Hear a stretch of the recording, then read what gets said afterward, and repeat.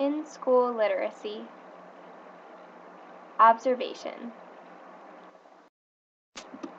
Welcome to Mr. Milbert's classroom.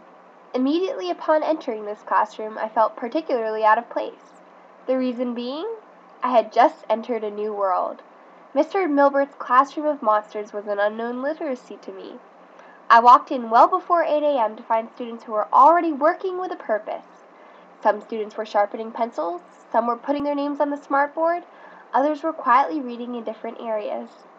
Then the first bell rang, and every student immediately found their spot on a mat in the middle of the room and faced the television screen, where they knew and expected the morning announcements.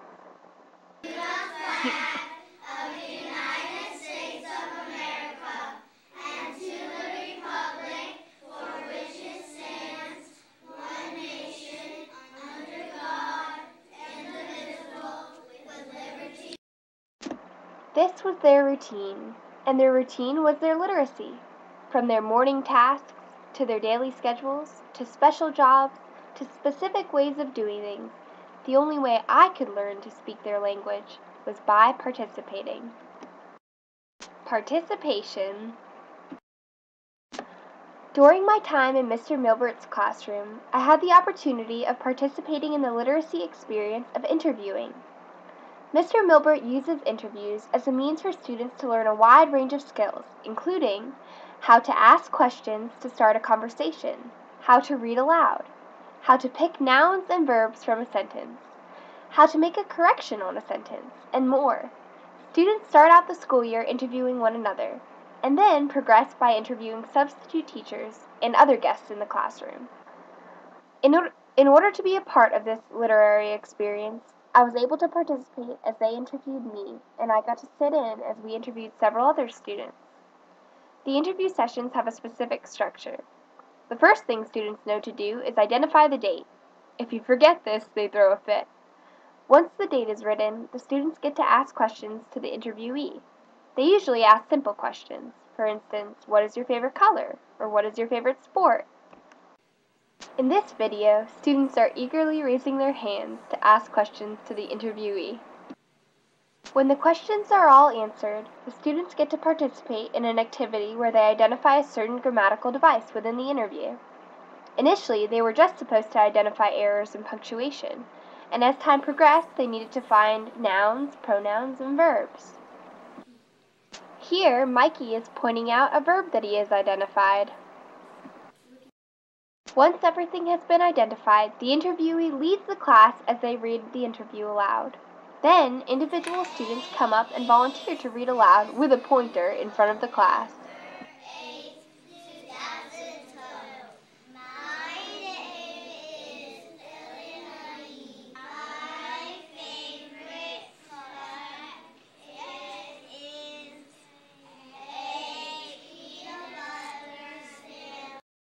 Analysis. The text within this literacy activity that was most foreign to me was the specific procedure that they used for interviewing. This text, though mastered by the students, was pretty much controlled by the teacher. On the other hand, the type of questions asked and the specific vocabulary used in the class are controlled by the students. Because it is mostly the children being interviewed and the children interviewing, they are almost entirely in charge of the literacy event, with minimal guidance from the teacher. To be fluent in this literacy community means to be actively involved in knowing how to ask specific questions for the interview. It means to know how to be quiet when one student is reading the interview for the rest of the class, and it means to know to put the date on the top of the page before starting the interview. In order to be successful in this activity, the children must know what it means to ask questions in a social way, learning how to get to know someone. Furthermore, they must know how to read full sentences when presenting to the class. They must be able to pick out grammatical errors, verbs, nouns, and pronouns from a full interview. In this case, these practices have been taught through example and repetition. Students are comfortable with the routine of doing interviews, and the more they are comfortable with that, the easier it is to learn the subject matter and to practice. Students are motivated to ask questions by seeing how eager their classmates are to ask questions and to pick out errors in a sentence. They feel proud when they can find a verb and underline it, and they love using the markers, and they love showing off to their classmates.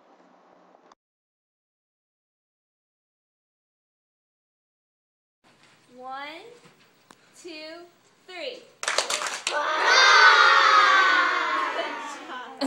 You guys. Thanks to Mr. Milbert and his monsters for making this documentary possible. Out-of-school literacy. For my out-of-school literacy, I chose to join a fantasy football league. To be part of this literacy, there are a lot of things that one needs to know. From observing friends play and talk about it, I hear information about stats, particular players, trading players, picking players off the waiver line, discussion on what players should start that week, reflections on how players did the previous week, comments on NFL teams and how the real world is impacting their team.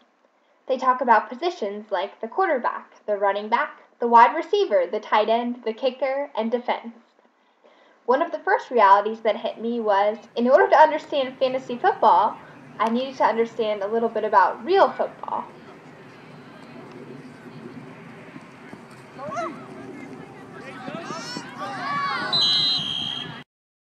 Participation.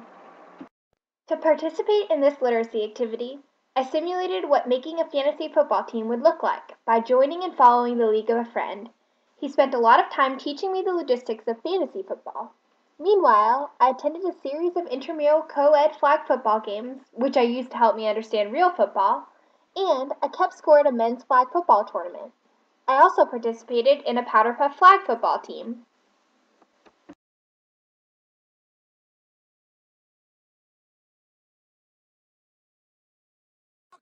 I even got some practice throwing and catching the football.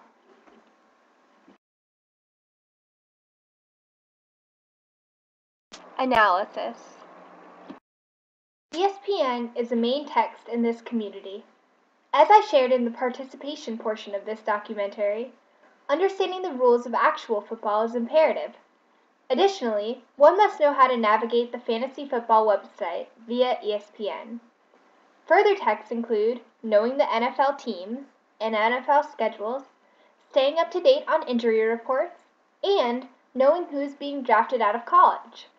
It is also important to know how one specific league is set up, because in every league you get different points for different stats.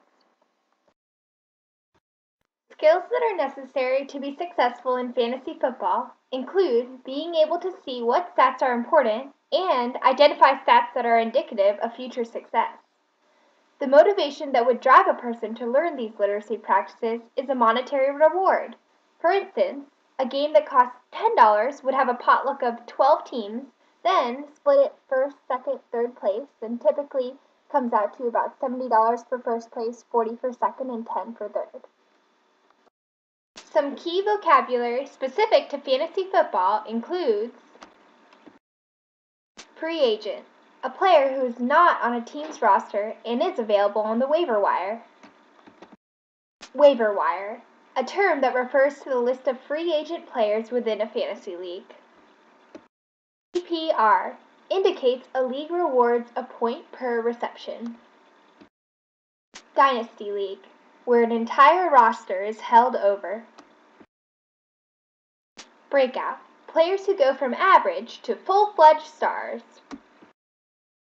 Sleeper, a player who is undervalued but has a high potential to break out. Depth chart, a roster that shows first, second, and third string players. In conclusion, a person is fluent in this literacy community by actively participating and being successful in a league. Being fluent means understanding the vocabulary and context by maintaining your fantasy team. As a more informed member of this literacy, I now understand why my friends spend so much time on it. However, aside from this project, I don't think I would ever want to truly invest enough time to maintain a role in this literacy.